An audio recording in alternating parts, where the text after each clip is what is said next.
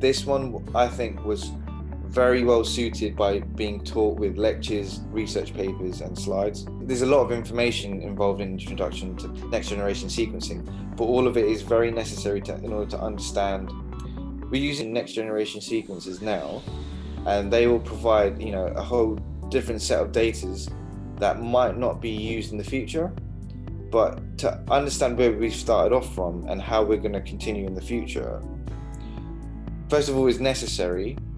Also, it gives you an introduction to the kind of data that you'll be looking at as a clinical bioinformatician.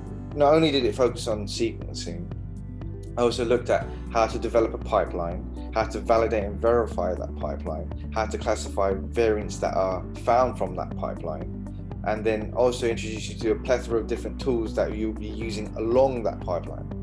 So there's a lot of different things to learn about, and again, you just have to stay motivated. But it's not difficult to stay motivated. I didn't find it difficult to stay motivated for this module, because there was just so much to learn, and so much of what I was learning in this final module was applicable to what I do at work, because obviously what I do is the technical parts of sequencing, but I never get to look at the actual data. So I found it really fun and enjoyable to actually look at the data from the eyes of a bioinformatician, instead of just having to pass it off to them, which is what I do in my 9 to 5.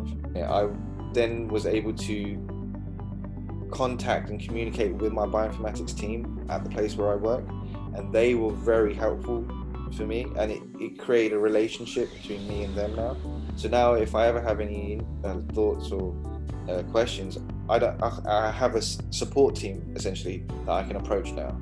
I don't think I would have had the motivation to approach them if it wasn't for this module. Not just for this module, but this entire course. It's about what you make of it. You can make so much more from this course and basically create a pathway for yourself in the future after this course is finished. And I think that's what not only this module, but the entire course has really helped me to do.